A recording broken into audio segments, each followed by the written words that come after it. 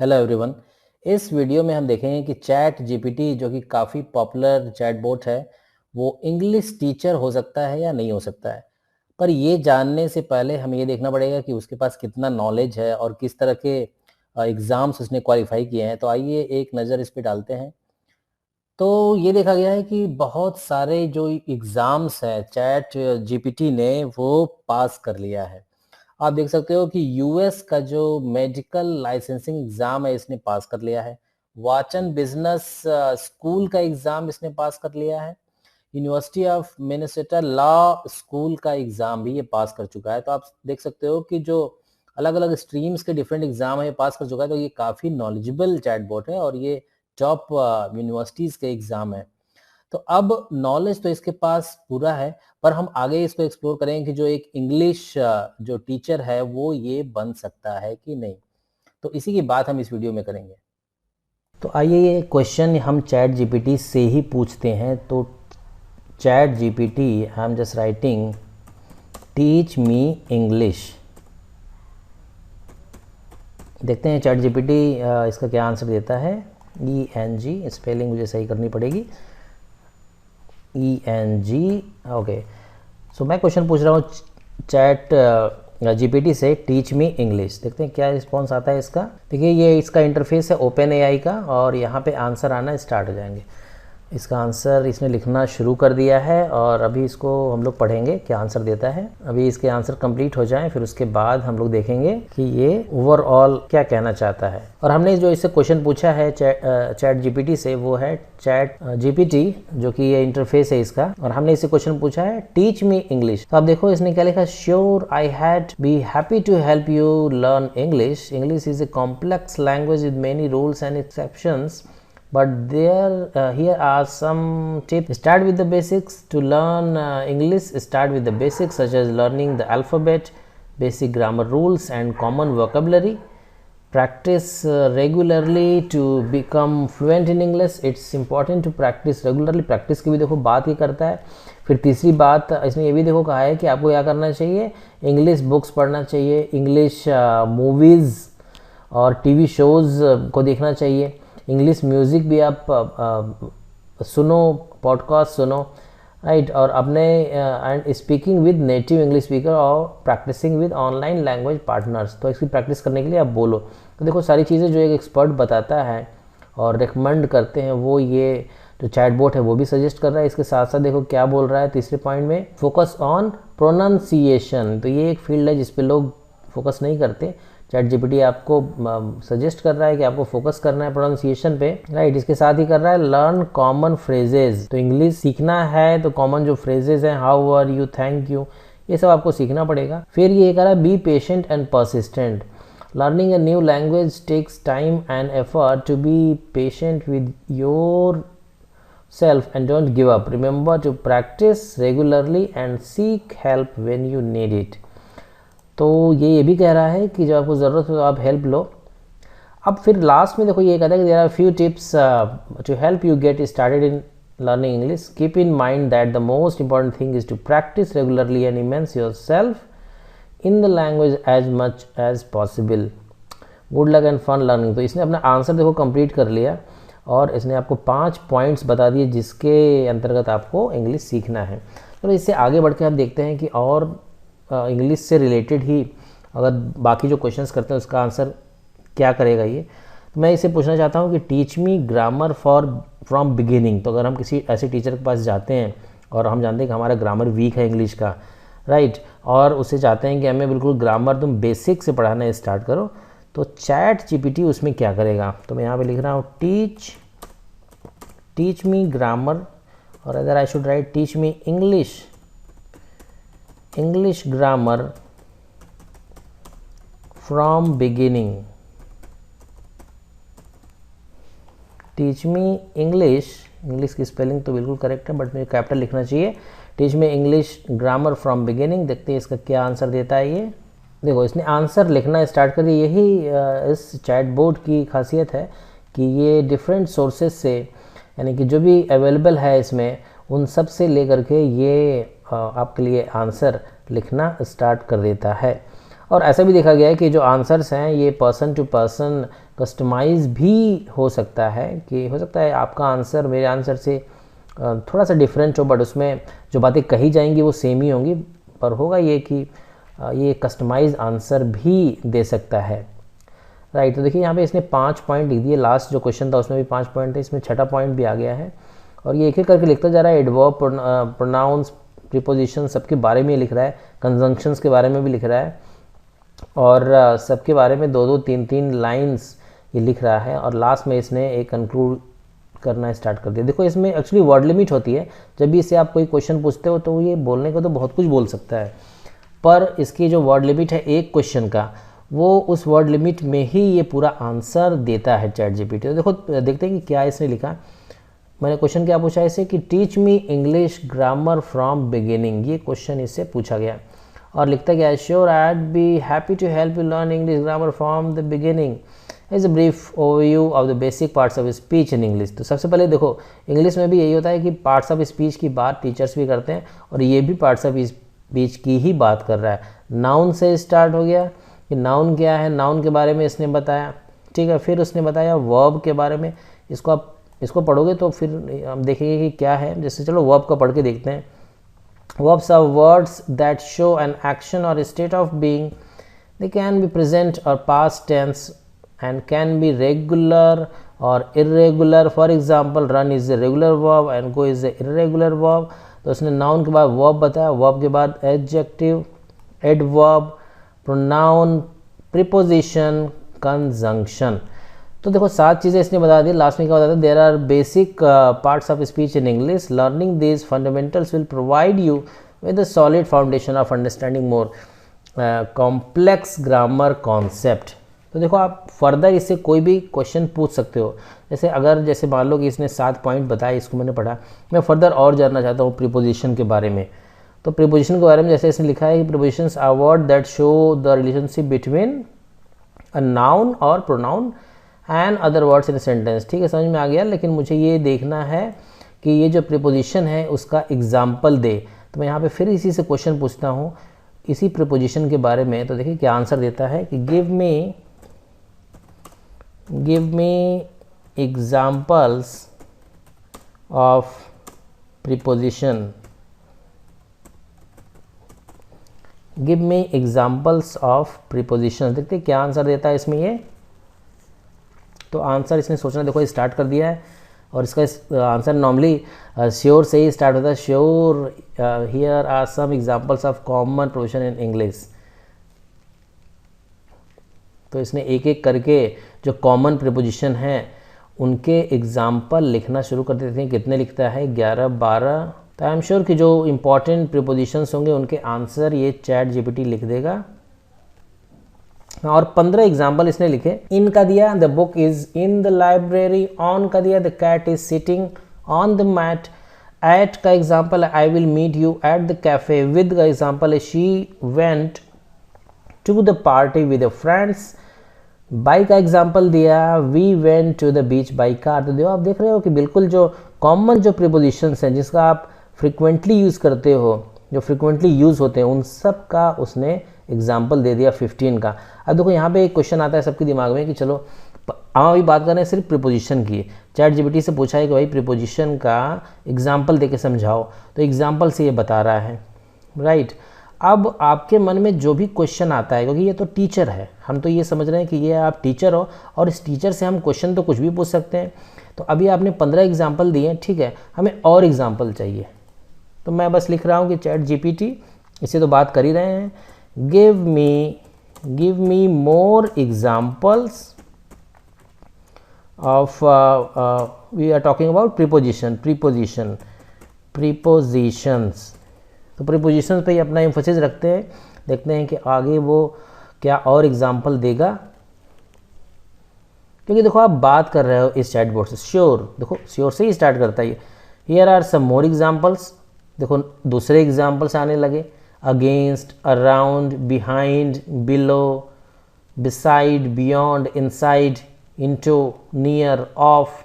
मुझे लगता है फिर से ये 15 एग्जाम्पल देगा। तो फिर से इसने देखो 15 और एग्जाम्पल दे दिए। 15 पहले इसने दिए थे, 15 इसने और जब मैंने इससे क्वेश्चन पूछा give me more examples of preposition, तो 15 एग्जाम्पल इसने और दे दिए। अच्छा चलिए देखते हैं कि क्या ये और भी एग्जाम्पल दे सकते। Let's just check. तो मैं फिर से इसी क्वेश्चन को कॉपी और पेस्ट कर रहा हूँ, यहाँ पे लिखता हूँ, Ctrl+V कर दिया मैंने, और देखते हैं कि फर्दर ये क्या करता है।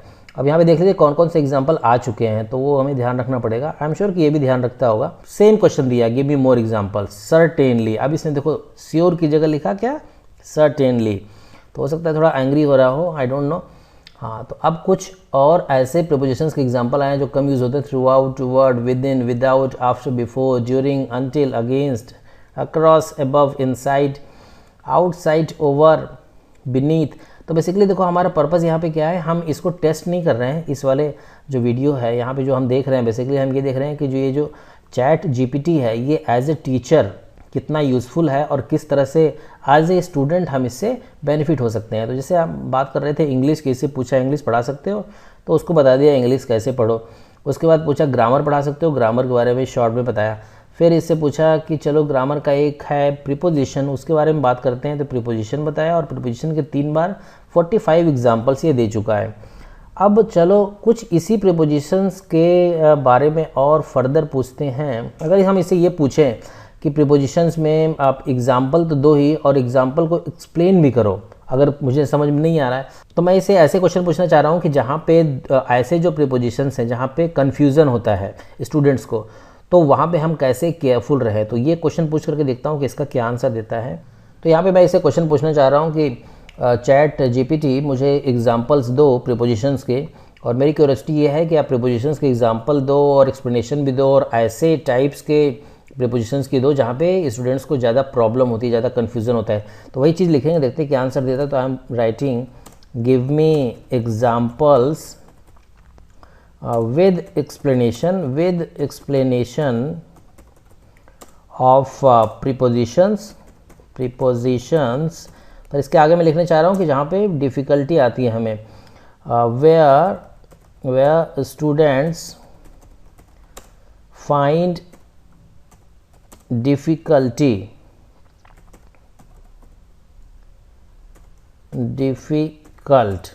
सो what I mean to say, मैं देख रहा हूँ क्वेश्चन मैंने सही फ्रेम किया कि नहीं। गिव मी एग्जांपल्स विद, देखिए यहाँ पे आपको क्वेश्चन सही फ्रेम करना होगा। यदि आप नहीं भी करोगे तो भी ये अपना आर्टिफिशियल इंटेलिजेंस लगा करके उसको समझ ही लेगा। तो मैं बहुत उस पर एम्फोसिस करता भी नहीं हूँ कि बिल्कुल सही सेंटेंसेज में क्वेश्चन लिखा हो, क्योंकि वैसे भी मैं इंग्लिश सीख रहा हूँ एज ए स्टूडेंट। तो ये एक्सपेक्ट नहीं किया जा सकता किसी भी आर्टिफिशियल इंटेलिजेंस या किसी भी टीचर से कि मैं सही सेंटेंस में क्वेश्चन पूछूं, राइट। तो मैंने क्या लिखा, give me examples with explanation of prepositions where student find difficult. अभी सेंटेंस तो करेक्ट नहीं है, पर देखते हैं इसे समझ पाता है कि नहीं समझ पाता। श्योर, देखो इसने श्योर किया, यानी क्वेश्चन ये समझ गया। अब ये लिखना इसने स्टार्ट कर दिया। इनफैक्ट आप समझ सकते हो कि ये कन्वर्सेशन है, और मैंने इसे क्वेश्चन क्या पूछा है कि स्टूडेंट्स को जो डिफ़िकल्ट लगता है प्रीपोजिशंस में, है ना, वो एग्जाम्पल दो और एक्सप्लेन करते हुए समझाओ, और उसी का इसने आंसर देना शुरू कर दिया है। तो अभी तो देखो ये चैट बोट है, ये सिर्फ लिख रहा है, लेकिन यहीं पर ऐसे सॉफ्टवेयर्स अवेलेबल हैं जो इसी को बोल भी सकते हैं, राइट। तो आप ये समझ सकते हो कि ये जो चैट बोट लिख रहा है इसको कोई बोल के भी समझा सकता है, और अगर वहाँ पे आपने इमेज डाल दिया तो वो इमेज भी बोलता हुआ नज़र आएगा। तो ये सब चीज़ें ज़्यादा दूर नहीं हैं, कैसे वर्चुअल ट्यूटर्स आ जाएंगे। तो देखो इसने 5 अभी एग्जांपल लिया है। मैंने आपको शुरू में ही बताया था कि यहाँ पे वर्ड लिमिट होती है, ऐसा नहीं है इसके पास एग्जांपल तो पूरे दुनिया इसके पास है, पर 5 इसने इसलिए लिखा है क्योंकि उसी वर्ड लिमिट में इसको अपना आंसर कंप्लीट कर लेना होता है एक क्वेश्चन के आंसर के लिए। तो इस क्वेश्चन का आंसर में देखो इसने क्या पॉइंट्स दिए हैं, कुछ मैं हाईलाइट करना चाहूँगा। तो यहाँ पे लिखा है कि sure here are some examples of preposition that student often find difficult along with explanation of how they use. तो जो पूछोगे बिल्कुल ये ऐसे ही आपको आंसर देगा, है ना। हमारे यहाँ टीचर से जैसे आप कुछ पूछते हो तो कोई नहीं को आंसर ही दे, हो सकता है वो क्रॉस क्वेश्चन भी आपसे पूछे, पर चैट जीपीटी ऐसा कुछ नहीं करता। जो भी आप पूछोगे, क्योंकि मैंने शुरू में इसको बताया कि मुझे आप इंग्लिश पढ़ाओ एज ए टीचर, अभी यहाँ वही बात यहाँ पे शुरू कर रहे हैं, और ये स्टार्ट हो गया, पर ये आंसर देता है, क्वेश्चन नहीं करता। अब यहाँ पे देखो एट एक पढ़ेंगे हम लोग। तो एट ये बहुत ही कॉमनली यूज़ होता है। एट, इसमें क्या लिखा है, this proposition is often use to indicate a specific time or location. For example, the party starts at 7 p.m. or she is waiting at the bus stop. However, it can also be used to describe a state or condition such as he is good at math. देखो ये बहुत अच्छी example दिया, बहुत सारे लोग इसको नहीं जानते, राइट। और she is angry at me, she is angry at me, तो ये करेक्ट बिल्कुल इसका यूज़ है। तो आप देख सकते हो कि at जो प्रीपोजिशन है उसके जितने भी यूज़ हैं वो सब ये दे रहा है। अगर मुझे at के ही बारे में फर्दर इससे डिस्कशन करना हो तो मैं इससे ऐट के बारे में फर्दर डिस्कस कर सकता हूँ कि ऐट के जो डिफरेंट यूजेस है, जो प्रोपोजिशन ऐट का डिफरेंट यूज़ है उसका ही आप देते रहो तो हो सकता है वो 50 एग्जाम्पल इसके दे दे। तो आप समझ सकते हो ऐट का इसने एग्जाम्पल दिया, टू का दिया, वर्ड लिमिट है इसलिए बहुत ज़्यादा देंगे ना, टू का दिया, फिर फॉर का दिया, फिर इन, फिर ऑन, तो इसमें 5 इसने कवर किए हैं। आप इसमें मोर करोगे तो और एग्जाम्पल इसमें आने लगेंगे। तो आप देख सकते हो इसमें कि जो चैट जीपीटी है उससे आप अपनी क्यूरियोसिटी के अकॉर्डिंग, आप जो सीखना चाहते हो उसके अकॉर्डिंग क्वेश्चन पूछ रहे हो, उसको आंसर आपको मिलता जा रहा है। और यहाँ पे हम बात कर रहे हैं सिर्फ इंग्लिश की। अच्छा चलो, एक क्वेश्चन ऐसे मेरे दिमाग में आया कि ये जो प्रीपोजिशंस हैं, कई बार ऐसे जो कॉम्पिटिटिव एग्जाम्स होते हैं उसमें प्रीपोजिशन सेंटेंस कंप्लीशन में भी आते हैं। तो हम इसे देखते हैं कि क्या सेंटेंस कंप्लीशन के एग्जाम्पल ये दे सकता है कि ऐसे सेंटेंसेज ये दे दे जहाँ की प्रीपोजिशंस का यूज़ हो और वो सेंटेंस कंप्लीशन में। तो मैं ज़रा देखना चाहता हूँ, give me examples of prepositions in sentence completion बहुत सारे कॉम्पिटिटिव एग्जाम्स में आता है और प्रीपोजिशंस का यूज़ भी होता है। तो देखते हैं इसका क्या आंसर देता है चैट जीपीटी। और जैसे मैंने बोला कि क्वेश्चन जो है आप लिख रहे हो, कोई और नहीं कि आप बिल्कुल सही करेक्ट क्वेश्चन ही लिखो। मैंने तो कुछ भी लिख दिया, give me examples of preposition of, कुछ भी लिख दें, इन लिख दें, इन की जगह ऑफ लिख दें, क्योंकि मैं कोई सही लिखने की, मैं सही लिखूँ ऐसा ज़रूरी नहीं है, क्योंकि मैं तो खुद ही इंग्लिश सीख ही रहा हूँ। अब देखते हैं ये क्या करता है। एक क्वेश्चन जो कि सही तरीके से लिखा भी नहीं गया उसका आंसर तो उसने श्योर कहा, इसका मतलब इसे पता है। देखो इस तरीके से ये चैट जीपीटी देने लगता है 1 बाय 1, जो पूछो जिस फॉर्मेट में पूछो आंसर आपके सामने।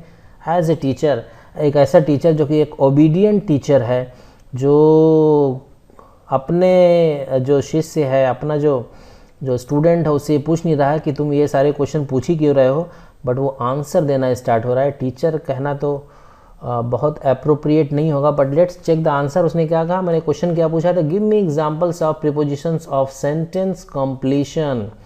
Sure, here are some examples of prepositions used in sentence completion. The cat is hiding the bed, sentence completion का उसने अंडर द बेड, तो ये देखो इसने दिया। और she is going to, book is on the shelf, the ball is, तो यहाँ पे एक एक है। अच्छा आपने देखा होगा कि जो कॉम्पिटिटिव एग्जामिनेशंस होते हैं तो उसमें ऑप्शंस भी होते हैं।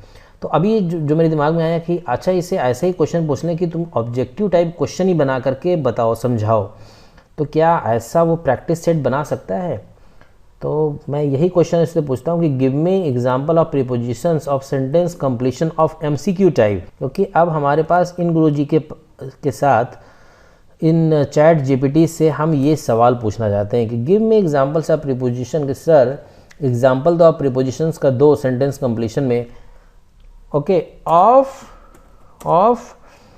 मल्टीपल चॉइस, ऑफ मल्टीपल, या सीधा मैं एमसीक्यू लिखता हूँ, एमसीक्यू टाइप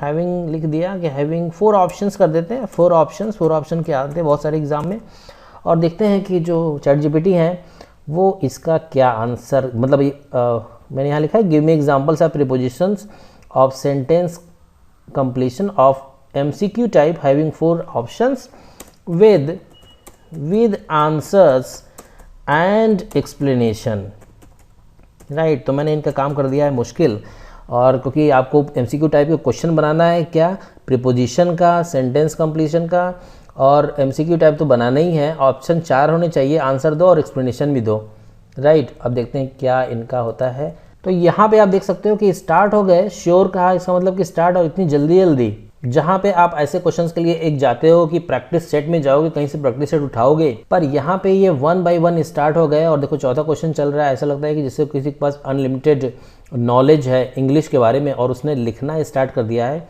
और एग्जैक्टली ऐसा ही है, ऐसा ही एल्गोरिदम है जो ये आर्टिफिशियल इंटेलिजेंस पावर्ड चैटबॉट्स होते हैं।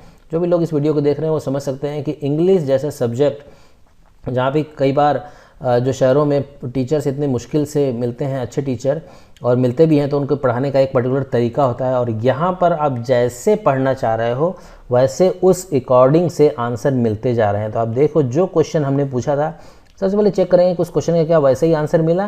Give me example of preposition of sentence completion of MCQ type having 4 options with answer and explanation. पहली बात आपको ये समझनी है कि ये क्वेश्चन मैं पूछ रहा हूँ, ये क्वेश्चन ही अपने आप में एक सही सेंटेंस में नहीं लिखा है कि ये इंग्लिश का एक अच्छा सेंटेंस है, पर उससे कोई मतलब नहीं है। चैट जीपीटी जो आर्टिफिशियल इंटेलिजेंस का बोट है वो सब समझ लेगा, उसने श्योर से किया तो उसको सब पता है। Here is are some examples of multiple choice question with prepositions used in sentence completion. आप देख रहे हो question number 1, the book is the desk, आ गया इसमें 4, on, in, at, by, on. जो भी लोग इस तरह के प्रैक्टिस सेट्स बनाते हैं वो हो सकता है कि उनको इसमें हेल्प मिले। और यहाँ पे देखो एक्सप्लेनेशन भी है, ऑन। एक्सप्लेनेशन क्या है? The correct preposition to use in this sentence is on since the book is on top of the desk. तो ये वैसे ही जैसे एक टीचर अपने स्टूडेंट को समझाता है वैसे ही इसने बताया कि कौन सा ऑप्शन करेक्ट है और क्यों करेक्ट है, इसने एक्सप्लेनेशन भी दिया। अब ऐसा मान लेते हैं कि मैं बहुत अच्छा स्टूडेंट नहीं हूँ इंग्लिश का और मुझे समझ में अभी भी नहीं आ रहा सर कि जो आपने क्वेश्चन नंबर 1 में ऑन दिया है तो वो कैसे दिया है, क्या इसको आप फर्दर समझा सकते हो? तो ज़रा मैं ये देखता हूँ कि इस क्वेश्चन पे ये क्या आंसर देता है। तो मैं यही चीज़ लिखूँगा इसको, can you further explain, can you further explain use of कौन सा था? यूज़ ऑफ था पहले वाले इसमें, use of on in the first question, यहाँ पे चलो क्वेश्चन मार्क भी कर देते हैं। सेंटेंस ये मेरा सही है नहीं, इससे कोई मतलब नहीं है। मैंने क्या लिखा है? Can you further explain use of on in the first question. अब देखते हैं इसमें क्या आंसर ये देता है या नहीं देता है। बहुत देर तक सोच रहा है। Certainly in the sentence the book is on the desk, the preposition on is used to indicate the relationship between the book and the desk. Specifically, on is used to show that the book is physically located on the top of the desk. In general, on is used to indicate a surface. यहाँ पे देखो इसका explanation लिखा हुआ, on is equal to surface that something is physically located on or attached to. For example, we might say that a picture is on the wall, a cup is on the table or a sticker is on notebook. It's ठीक है। तो आपने देखा कि उसी को आपने पूछा कि फर्दर एक्सप्लेन करो।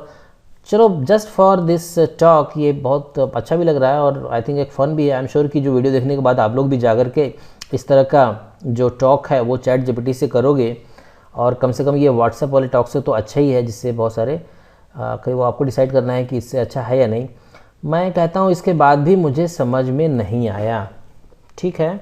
सो अगर मैं सेम चीज़ लिखूँ कि I didn't understand it, can you further explain it, question भी लगा दिया। अब देखते हैं वो क्या कहता है। आई एम श्योर कि वो स्टॉप हो जाएगा, कहेगा अब मैं आगे नहीं समझा सकता। I did not understand it, can you further explain it. Of course, देखो ये ऐसा टीचर है कि जो बिल्कुल भी नाराज़ नहीं होता, और आप इससे एक ही चीज़ को कितनी बार भी एक्सप्लेन करने के लिए कहो और कितने भी ज़्यादा सिंपल तरीके से ये चलता ही जाता है। और मैं बात क्या करना है इतने सिंपल क्वेश्चन की कि जो आई थिंक एक बार में ही समझ में आ गया था, पर वहाँ पर भी मैंने इसे कह दिया कि मुझे समझ में नहीं आया, राइट। तो इसने क्या लिखा? Of course let me provide a more detailed explanation in the sentence the book is on the desk.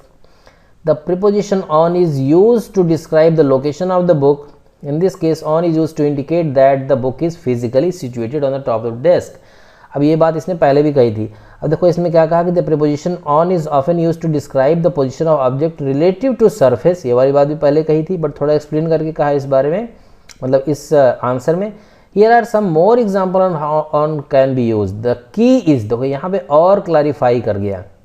ये the key are on the table, the painting is on the wall, the hat is on your head. तो जो students week है, मतलब जो उनको समझ में नहीं आ रहा, तो आप देख रहे हो कि उसी तरह के सेंटेंसेस के और सारे एग्जाम्पल आपको यहाँ पे मिल गए। अब यहाँ पे एक्सप्लेन भी किया, the hat is physically resting on the surface of your head. देखो सरफेस यहाँ भी, the painting is attach to the surface of the wall, इसलिए यहाँ पे ऑन यूज हुआ है। The keys are physically located on the surface of the table, इसीलिए on use हुआ है। तो आप समझ सकते हो कि इतना डिटेल्ड, इतना कंसाइज एक्सप्लेनेशन ये दे रहा है। अब मुझे नहीं लगता कि इसके बाद पूछने के लिए कुछ भी है इस पर्टिकुलर को, कि हम बात क्या कर रहे हैं प्रीपोजिशन, और प्रीपोजिशन में भी जो एक कॉमनली यूज प्रीपोजिशन है कौन सा, ऑन की।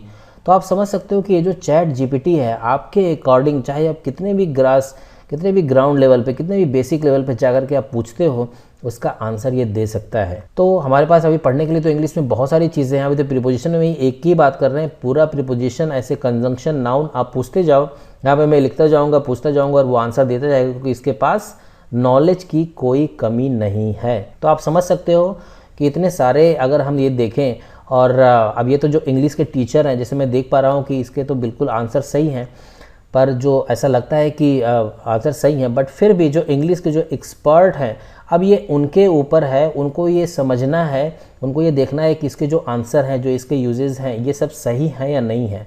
जो कि लगता तो सही है, पर देखिए ये है तो एक बोट, इसके पास जो अपना माइंड है, जो अपना इंटेलिजेंस है, वो इन्फॉर्मेशन पर ही बेस्ड है। तो मैं यहाँ पे ये समझता हूँ कि जो चैट जीपीटी है उसके पास अनलिमिटेड नॉलेज है, और वो आपके क्वेश्चंस के अकॉर्डिंग किसी भी लेवल पर जा कर के आपको एक्सप्लेन कर सकता है। पर हाँ, आपको एक सावधानी ज़रूर करनी पड़ेगी कि आप जान लो आपको क्या क्वेश्चन पूछना है, आप वही क्वेश्चन पूछो। और दूसरा जो इम्पॉर्टेंट ये है कि जो उस सब्जेक्ट को जो एक्सपर्ट है, आई एम श्योर कि फ्यूचर में वो डिसाइड करेंगे कि ये जो चैटबॉट है या इस तरह के और भी जो चैटबॉट्स फ्यूचर में आएंगे वो कितने ज़्यादा हेल्पफुल होंगे, मतलब इनके जो आंसर्स हैं वो सही हैं भी कि नहीं। आई एम श्योर कि सब लोग चैट जीपीटी पे जाके अपने सब्जेक्ट के बारे में इंफॉर्मेशन ले सकते हैं, और ये एक बहुत ही यूज़फुल टूल भी है आपकी स्टडीज़ के लिए, आपके एग्ज़ाम्स के लिए। बट मैं फिर से ये कहना चाहूँगा कि आपका जो एक्सपर्ट हो, जो आपका एक्चुअल ह्यूमन टीचर हो, आपको उसके साथ टच बनाए रहना है, ये ऑथेंटिसिटी जानने के लिए कि ये सारी चीज़ें सही पढ़ा रहा है या नहीं। Okay, so I am sure this is helpful for your career. Thank you very much.